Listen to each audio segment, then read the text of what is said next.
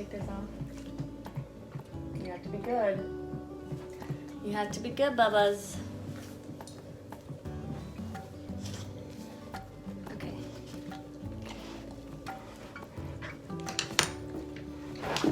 No, Lotto, no. Ugh.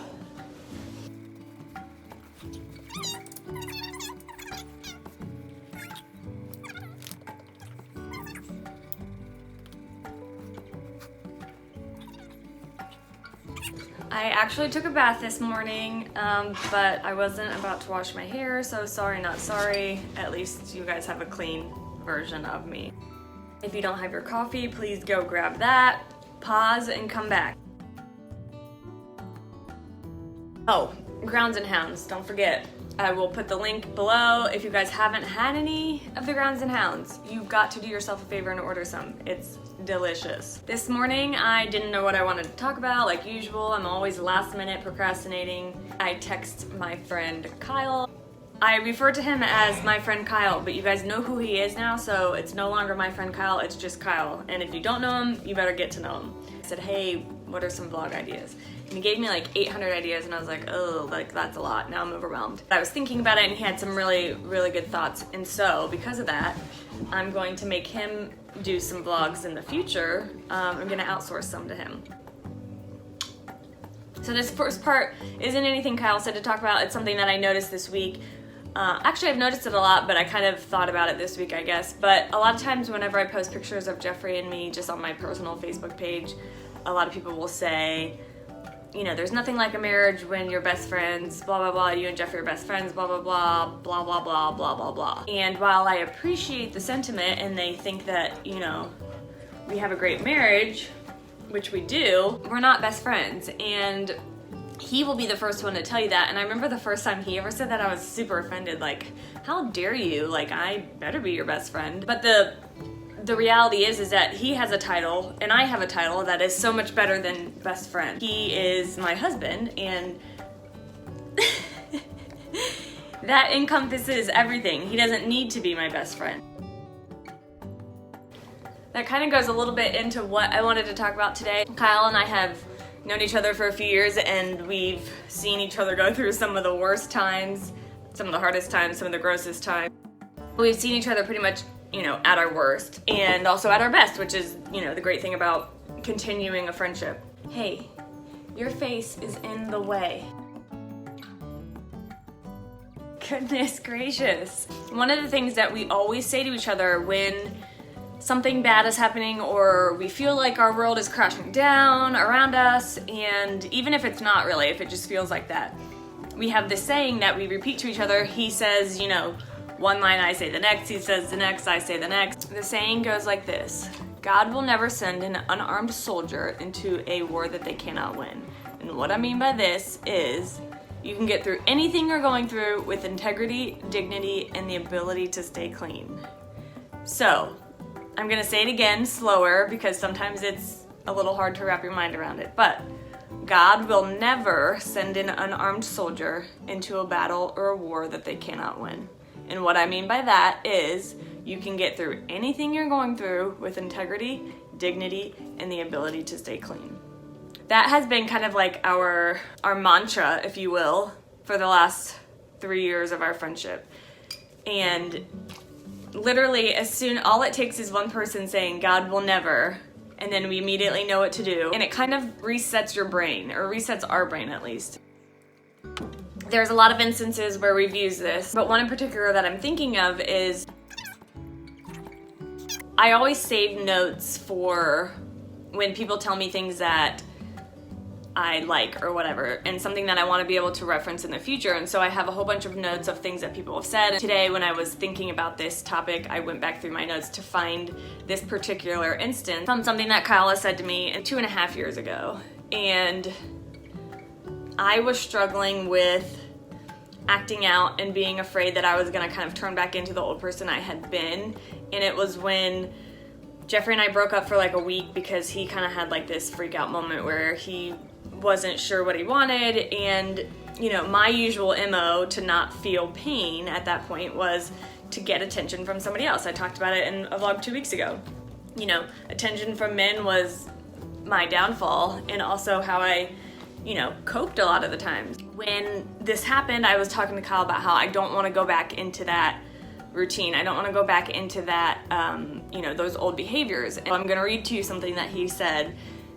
And this is why friends are so important, and being able to be honest and vulnerable with friends is so important, because they're our eyes and our ears. They're the ones that are going to tell us when we're acting out, if they're good friends. They're the ones that are going to tell us, they're the ones that are going to tell us the truth, but still love us through it anyway. What he said was, I'm reading from my computer here. Only you can stop yourself from becoming the old you, but that's where faith works. If you believe that I believe, then your faith will guide you into God's will. Sometimes all you need is 1%. I'll contribute the other 99%. So, again, this is something that I'm going to repeat because it's very important. Kyle said to me, only you can stop yourself from becoming the old you.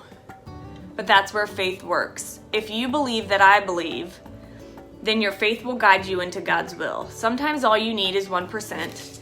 I'll contribute the other 99%. It looks like Kane wants 100% of the attention today. Hey, I need you to sit down, buddy. Goodness gracious. You're taking away from my vlog, Bubs. I know you want this to be all about you, but it's not. In that moment, I realized that all I have to do is believe even the tiniest bit that he believes in me, or whoever the person is.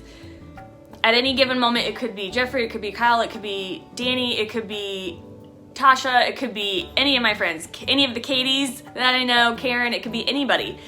But whatever the thing is that I'm struggling with, if I have good, solid friendships, I can believe that they believe in me, and eventually that will turn into my own belief in myself, if that makes any sense. I'm not sure that any of this is gonna make sense today, but it's what works for me, and so I know that sharing my experience and things that work for me are key. That's kind of the whole point of this, I guess. Just knowing that I have that sort of friendship and someone knows me well enough to be able to get through to me by saying these certain key phrases that kind of just reset and jog my brain back to, or not even back to sanity, but even just out of insanity, that's a good place to start. Because sometimes I can go from 0 to 100 real quick. I can be so locked and loaded on a decision that I've made, and sometimes I'll make these decisions based on, like these permanent decisions based on temporary emotional feelings, and that's a huge no-no for addicts and non-addicts alike. I can get myself into real trouble if I don't check myself and talk to somebody about how I'm feeling, because if I make decisions based on what I'm feeling in a certain moment, the decision that I end up making isn't made in fact. It's made in a man-made emotion, such as feelings being hurt or jealousy or anger or whatever the thing is. And that's kind of like the situation that happened when Jeffrey and I broke up. I was so afraid that because I was hurt and I didn't want to feel and I wanted to avoid all those feelings, that I was gonna, revert back to my old ways, and I hadn't needed to use that when Jeffrey and I were together because I had him, and so I didn't need to use anybody else. But without that safety net, I was afraid that that's what was gonna happen. I was gonna turn back into essentially the slut that I was because I didn't know how to manage my own feelings. What I've learned is that, like, just because I think something or feel something doesn't mean that I have to act on it. Just because this thought crosses my mind doesn't mean that I have to do that thing. Like, sometimes, and this is maybe just me, but sometimes Jeffrey and I will get in a fight and I'm like, why did I ever do this? Why did I ever get married? Like, maybe I'm meant to be alone forever. And I can sit in that feeling for a minute if I want, but I know that I don't have to act on it. I know that today I don't have to say, okay, let's go sign some divorce papers. Because those feelings aren't based in fact. Those feelings are based in just this momentary, tiny thing that has happened that has made me feel some sort of way. And not having the proper tools to address... Okay, Kane. Not having the proper tools to address those things is not healthy. Oh, hello. I guess Sally wanted to join since Caney Butt got down. Hey, you need your muzzle on if you're not sitting up here with me. I don't trust you. So it's hopefully gonna be a very quick vlog today. I don't really know how else to explain it better than that, other than the fact that I guess my point is twofold, threefold. Your husband doesn't have to be your best friend is the first one. Second, find people that believe in you. And third, you don't have to choose to react today based on a feeling. Hi, Bubs.